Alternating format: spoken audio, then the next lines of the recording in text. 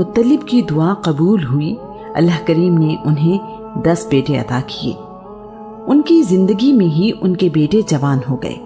अब्दुल मुत्तलिब ने अल्लाह करीम से किया गया वादा पूरा करने के लिए अपने बेटों को बुलाया और उन्हें अपने वादे के बारे में बताया। तमाम बेटों ने सआदतमंदी के साथ अपने वालिद का वादा पूरा करने का यकीन दिलाया। जिस बेटे के नाम भी कुर्रा निकला वो इस कुर्बानी के लिए हाजिर होगा। काबा के फाल निकालने वाले को इस काम के लिए फाल निकालने का कहा गया। हर तीर पर एक बेटे का नाम लिखा गया। फाल निकाली गई तो फाल उस वक्त तक के सबसे छोटे बेटे अब्दुल्लाह बिन अब्दुल मुत्तलिब के नाम निकली। अब्बास, हमजा और मुक़व्विम बाद में पैदा हुए। अब्दुल्लाह कमाल सआदतमंदी से होशो हवास में और मुतमईन रहे। कैसे मुमकिन है कि इस नाजुक लम्हे पर शैतान ने उन्हें बहकाने की कोशिश न की हो। लेकिन इस कुर्बानी के लिए अब्दुल्लाह अपने दादा इस्माइल की तरह तैयार थे। उस वक्त अब्दुल्लाह की उम्र 20 साल थी। आलमी शबाब और मर्दाना वजाहत अपने उरूज पर थी। अब्दुल मुत्तलिब अपने वादे पर कायम थे।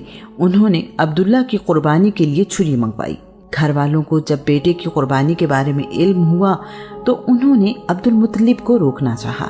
घर की सारी खवातीन उन्हें समझाने और रोकने की कोशिश करने लगी। अब्दुल मुत्तलिब की बीवियां, उनकी बहनें, बेटियां और बहुएं सब मौजूद थी। सबके चेहरे उतरे हुए थे। बेटा या भाई कुर्बान करना कब आसान है। दूसरे कबीलों के सरदार भी आ गए। अब्दुल्लाह के मामूजाद मुगीरा बिन अब्दुल्लाह बिन अम्र मखजूमी ने कहा, खुदा की कसम, जब तक बचाव की सारी तदबीरें नाकाम न हो जाएं, तुम अपने बेटे को कुर्बान नहीं कर सकते। इसे बचाने के लिए हमें अपना सारा माल भी कुर्बान करना पड़ा तो हम करेंगे। काफी कोशिश के बाद अब्दुल मुत्तलिब इस बात पर राजी हुए कि हजर की काहिना से रहनुमाई हासिल की जाए, जिसका नाम कतबा है। कतबा पूरे अरब में अपनी जहानत और इल्म के लिए मशहूर थी। हजर मक्का से 236 किलोमीटर दूर शिमाल मशरिक में वाक़े एक कस्बा है। ये यस्रब से जुनूब मगरिब में 281 किलोमीटर दूर है। ऊंट की मसाफत तकरीबन 6 दिन की है। सब लोग मिलकर इस मकसद के लिए हजर रवाना हुए। सारा रास्ता परेशानी में गुजरा। मुसाफिरों को देखकर लगता था जैसे उनमें जान ही नहीं है। कोई किसी से बात नहीं कर रहा था। किसी को भी यकीन नहीं था कि इस कुर्बानी का कोई बदल है। बस मामूली सी उम्मीद थी जिसके सहारे वो हजर की तरफ रवाना थे। हजर का सफर पहले कभी इतना लंबा न था जितना अब महसूस हो रहा था। दिन निकलता था तो रात नहीं आती थी। रात आने के बाद खत्म होने का नाम नहीं लेती थी। हजर पहुंचकर पता चलता है कि कतबा 450 किलोमीटर दूर शिमाल में खैबर में रहती है। एक और सब्र आजमा सफर सामने था। कोई चारा भी नहीं था। सब लोग खैबर पहुंचे। काहिना से मिलकर मामले की संगीनी का इजहार किया। काहिना ने सारी बात सुनने के बाद कहा, मुझे 1 दिन की मोहलत दो, मैं तुम्हें कल इसका हल बताऊंगी। अगले दिन सब दोबारा उस काहिना के पास थे। उसने पूछा, तुम लोगों में एक जान की दियत यानी जान का बदला क्या है? जवाब दिया गया, 1 जान की दियत 10 ऊंट हैं। कतबा कहने लगी, तुम लोग वापस जाओ। अब्दुल्ला और 10 ऊंटों की कुर्बानी के दरमियान फाल निकालो। अगर फाल अब्दुल्ला के नाम ही निकले तो 10 ऊंट और जमा करके दोबारा फाल निकालो। ऐसा उस वक्त तक करते रहना जब तक फाल ऊंटों के नाम ना निकले। जब फाल ऊंटों के नाम निकले तो समझ लेना तुम्हारा खुदा इस कुर्बानी के बदले पर राजी हो गया है। वापसी पर माहौल कुछ बेहतर था। उन्हें कुर्बानी की कोई सूरत निकल आएगी।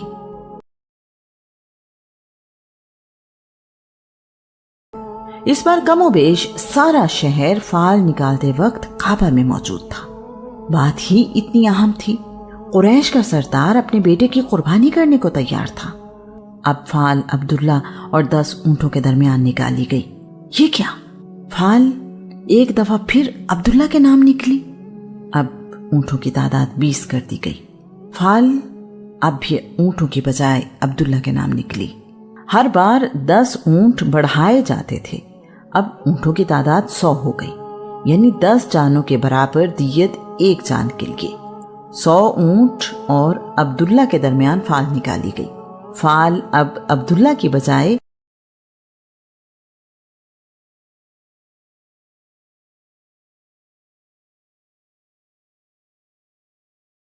مطلب کی تسلی نہیں ہوئی، کہنے لگے 3 بار فال نکالو، اگر تینوں بار فال اونٹوں کی قربانی کے حق میں نکلی تو میں اس بات پر عمل کروں گا۔ سارے مجمع پر خاموشی چھا گئی۔ سب لوگ دعا مانگ رہے تھے کہ فال اونٹوں کی قربانی کے حق میں نکلے۔ 3 بار مسلسل اونٹوں کی قربانی کے لیے فال نکلنا آسان نہیں تھا۔ کعبہ کے فال نکالنے والے نے ایک بار پھر فال نکالی۔ فال 100 اونٹوں کی قربانی کے حق میں ہی نکلی۔ اب سارے لوگوں کی سانسیں رکی ہوئی تھیں۔ ایسا سما تھا کہ جسم کاٹو تو لہو نہ ہو۔ سب لوگ خاموش تھے اور دل سے دعا مانگ رہے تھے کہ اونٹوں کی قربانی ہی قبول ہو جائے۔ فال نکالی گئی تو تیسری بار بھی فال 100 اونٹوں کے حق میں نکلی۔ مکہ میں تو جشن کا سما تھا۔ سب لوگ اپنے اپنے انداز میں شکر ادا کر رہے تھے۔ عورتیں خوش تھیں کہ اتنا پیارا جوان بیٹا قربانی سے بچ گیا۔ مرد اس لیے خوش تھے کہ بنی ہاشم کا قبیلہ اسی عزت کے لائق تھا۔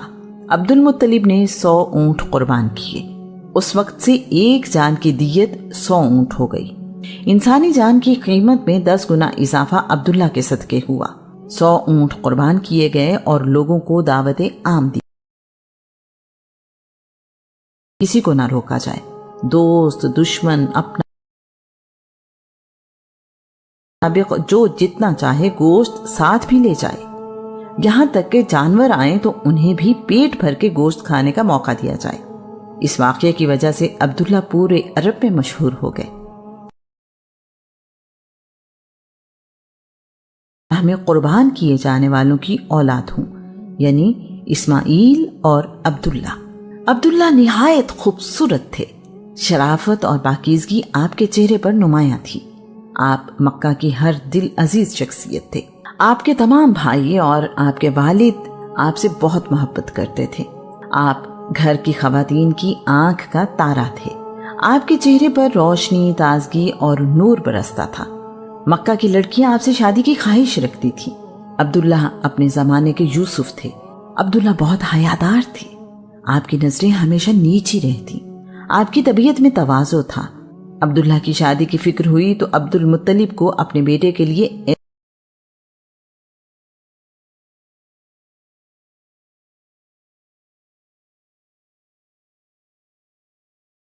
ملکوں میں جایا کرتے تھے۔ ایک دفعہ عبداللہ تجارتی قافلے کے ساتھ ملک شام گئے۔ عبداللہ کو دیکھ کر شام کے یہودی پہچان گئے کہ یہ آخری نبی کے والد ہیں۔ انہوں نے کئی بار کوشش کی کہ عبداللہ کو قتل کر دیں۔ اللہ کریم کی حفاظت میں عبداللہ ہر بار یہودیوں سے محفوظ رہے۔ ایک دن ملک شام کے جنگلوں میں عبداللہ شکار کے لیے گئے۔ یہودیوں نے عبداللہ کو اکیلا دیکھ کر قتل کرنے کا ارادہ کیا۔ قبیلہ بنی زہرہ کے سردار وہب بن عبد مناف بھی آس پاس تھے۔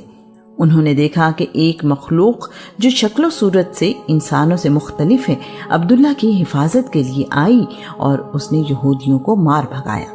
وہب بن عبد مناف نے دیکھا تو انہیں عبداللہ بن عبد المطلب سے محبت اور عقیدت ہو گئی۔ انہوں نے چند دوستوں کے ذریعے عبد المطلب کو اپنی بیٹی کے لیے عبداللہ سے نکاح کا پیغام بھجوایا۔ یہ رشتہ طے ہونے سے پہلے ہی وہب بن عبد مناف وفات پا گئے۔ انہی دنوں عبد المطلب ایک تجارتی قافلے کے ساتھ یمن گئے۔ تاجروں کے درمیان بیٹھے ہوئے عبد المطلب نے بات کی تو ان کی آواز سن کر اسی محفل میں بیٹھا ایک یمنی بوڑھا کہنے لگا، کیا میں آپ کو چھو سکتا ہوں؟ عبد المطلب اس سوال پر حیران ہوئے، لیکن اس کی عمر دیکھ کر اسے اجازت دے دی۔ وہ بوڑھا شخص الہامی کتابوں کا عالم تھا۔ اس کی بینائی بہت کمزور ہو چکی تھی۔ وہ سہارا لیتا ہوا عبد المطلب کے پاس آیا، آپ کے چہرے کو ہاتھ لگایا اور پھر ناک کو اچھی طرح ٹٹولنے لگا۔ عبد المطلب حیران تھے کہ یہ بزرگ آخر چاہتا کیا ہے۔ بزرگ کی طرف دیکھا تو اس کے چہرے پر خوشی پھیلی ہوئی تھی۔ ایسے لگا جیسے اس شخص کو من کی مراد مل گئی ہو۔ سردار، آپ کو مبارک ہو، میں آپ کے خاندان میں آنے والے وقت میں نبوت اور بادشاہت دونوں دیکھ رہا ہوں، لیکن ان میں سے ایک قبیلہ بنی زہرہ کے ذریعے آپ کو ملے گی۔ عبد المطلب ان دنوں عبداللہ کا گھر بسانے کی تیاریوں میں تھے۔ یمن سے واپس آئے تو اسی مقصد سے یثرب جانے کا ارادہ کیا۔ بنی زہرہ قصی کے بڑے بھائی زہرہ کی اولاد ہیں۔ قبیلہ ہم پلہ بھی تھا اور ان کی خواہش بھی عبد المطلب تک پہنچ چکی تھی۔ سیدہ آمینہ اپنی والدہ سے اکیلی اولاد تھیں۔ وہب بن عبد مناف کی وفات کے بعد ان کے بھائی وہیب بن عبد مناف سے ملاقات ہوئی۔ وہیب کی اپنی بیٹی حالہ بھی شادی کی عمر کو پہنچ چکی تھی۔ بی بی آمینہ بنت وہب کی شادی عبداللہ سے طے پا گئی اور ان کی چچا زاد بہن حالہ کی شادی عبد المطلب سے۔ عرب کی تہذیب میں یہ بیان کیا جا چکا ہے کہ عرب میں زیادہ شادیاں عام تھیں۔ دلہا اور دلہن کی عمر میں فرق ان کے لیے کوئی معنی نہیں رکھتا تھا۔ عبد المطلب رشتے طے کرنے کے بعد واپس مکہ روانہ ہوئے۔ شادی کے دن قریب آئے۔ بارات مکہ سے یثرب جانا تھی۔ عبداللہ دلہا بن گئے۔ وہ تو پہلے ہی بڑے خوبصورت اور حیا والے تھے، اب ان کا چہرہ کوئی اور ہی منظر پیش کر رہا تھا۔ بارات مکہ سے نکل رہی تھی کہ ورقہ بن نوفل کی بہن قتیلہ بنت نوفل اپنے گھر کے باہر کھڑی تھی۔ قتیلہ بھی انجیل کی عالمہ تھی۔ ورقہ بن نوفل ان چند لوگوں میں سے تھے جو عیسائی تھے اور مکہ میں رہتے تھے۔ ورقہ بن نوفل الہامی کتابوں کے عالم تھے۔ وہ آخری نبی کے آنے کا انتظار کیا کرتے تھے اور لوگوں کو بھی اس کے متعلق بتایا کرتے تھے۔ قتیلہ نے ان سے سن رکھا تھا کہ آخری نبی کا زمانہ بہت قریب ہے۔ اس نے عبداللہ کو اپنی طرف بلایا اور کہا، تم مجھ سے شادی کر لو، میں اتنے ہی اونٹ قربان کروں گی جتنے اونٹ عبد المطلب نے تمہارے لیے قربان کیے تھے۔ عبداللہ نے اس سے کہا، میرے والد یہ فیصلہ کر چکے ہیں اور میں شادی کے لیے ہی یثرب جا رہا ہوں۔ یثرب پہنچ کر عبد المطلب کا نکاح بی بی حالہ سے اور عبداللہ کا نکاح بی بی آمینہ سے کر دیا گیا۔ عبداللہ کی شادی 570 عیسوی میں ہوئی۔ اس زمانے اور خاندان کی روایت کے مطابق وہ 3 دن اپنے سسرال یثرب میں ہی رکے۔ اس کے بعد دونوں اپنی اپنی دلہن کے ساتھ مکہ آ گئے۔ اب یہ گھر خوشیاں دیکھ بھی رہا تھا اور بانٹ بھی رہا تھا۔ شادی کے کچھ عرصے بعد عبداللہ کی دوبارہ قتیلہ بنت نوفل سے ملاقات ہوئی۔ عبداللہ نے قتیلہ کو شادی کی پیشکش کی۔ قتیلہ نے انکار کر دیا۔ عبداللہ کے لیے یہ جواب حیرانی کا باعث تھا۔ وجہ پوچھی تو قتیلہ نے کہا، جس دن میں نے تمہیں شادی کی درخواست کی تھی اس دن تمہارے ماتھے پر چمک، چہرے پر نور اور کشش تھی جو اب باقی نہیں ہے۔ میری ساری خواہش اس خوش نصیبی کے لیے تھی۔ ابھی شادی کو کچھ ہی عرصہ گزرا تھا کہ عبداللہ تجارتی سفر پر فلسطین چلے گئے۔ عبداللہ ملک شام سے واپسی پر بصرہ سے دومت الجندل، تیمہ اور خیبر سے ہوتے ہوئے یثرب پہنچے۔ وہاں پر عبداللہ بیمار ہو گئے۔ آپ اپنی دادی سلمہ بنت عمر کے خاندان بنی نجار کے پاس علاج اور آرام کے لیے رک گئے۔ باقی قافلہ مکہ لوٹ آیا۔ قافلے والوں نے عبد المطلب کو عبداللہ کی بیماری کے متعلق بتایا۔ عبد المطلب نے اپنے بڑے بیٹے حارث کو یثرب بھیجا کہ وہ اپنے چھوٹے بھائی کو مکہ لے آئیں۔ یثرب پہنچ کر انہیں پتا چلا کہ عبداللہ اس جہان فانی سے کوچ کر چکے ہیں۔ عبداللہ کو نابغہ کے گھر میں دفن کر دیا گیا۔ نابغہ بنی عدی بن نجار کے فرد تھے۔ عبداللہ نے 25 سال کی عمر میں وفات پائی۔ یہ خبر بی بی آمنہ کے لیے قیامت سے کم نہ تھی۔ ابھی تو ان کی شادی کو چند مہینے ہی گزرے تھے۔ ابھی تو ان کے لیے زندگی شروع ہوئی تھی۔ انہوں نے کتنے خواب دیکھے تھے۔ قدرت کو کچھ اور ہی منظور تھا۔ بی بی آمنہ کے لیے اب زندگی آسان نہیں تھی۔ بی بی آمینہ نے عبداللہ کی وفات پر مرثیہ لکھا جو یوں ہے، بطحا کی آغوش ہاشم کے صاحبزادے سے خالی ہو گئی۔ وہ سسکیوں اور آہوں کے درمیان ایک قبر میں آسودہ خواب ہو گیا۔ اسے موت نے آواز دی اور اس نے اس آواز پر لبیک کہا۔ اب موت نے لوگوں میں ابن ہاشم جیسا کوئی انسان نہیں چھوڑا۔ کیسی غمزدہ تھی وہ شام جب انہیں اٹھا کر لے جایا جا رہا تھا۔ اگر موت نے ان کا جسم ختم کر دیا تو کیا ہوا؟ ان کے کردار کے نقوش مٹائے نہیں جا سکتے۔ وہ بڑے عقل مند اور رحم دل تھے۔ آدم علیہ السلام سے چلنے والی امانت عبداللہ سے ہوتی ہوئی بی بی آمنہ کے سپرد ہو چکی تھی۔ اگر بی بی آمنہ کے لیے زندگی میں کوئی امید باقی تھی تو یہی امانت جس کا ظہور ابھی ہونا تھا۔ بی بی آمنہ جوانی میں ہی بیوہ ہو گئی تھی۔ عبداللہ کی وراثت میں صرف 5 اونٹ، بکریوں کا ریوڑ اور ایک کنیز تھی جس کا نام برکہ بنت صالبہ تھا۔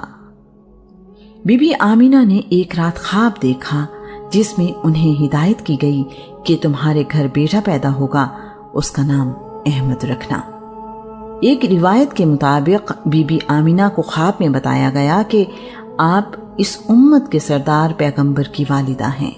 بی بی آمنہ بیان کرتی ہیں، میرے لیے یہ سارا وقت بہت آسان تھا، نہ تو مجھے کوئی بوجھ محسوس ہوتا تھا نہ ہی کوئی اور تکلیف۔ مکہ میں کئی سالوں سے سخت قحط سالی تھی۔ جس سال رسول اللہ صلی اللہ علیہ وآلہ وسلم پیدا ہوئے، خوشحالی کا دور آ گیا۔ صورتحال مکمل بدل گئی، جگہ جگہ ہریالی ہو گئی، درختوں پر پھل پہلے سالوں کی نسبت کہیں زیادہ تھے۔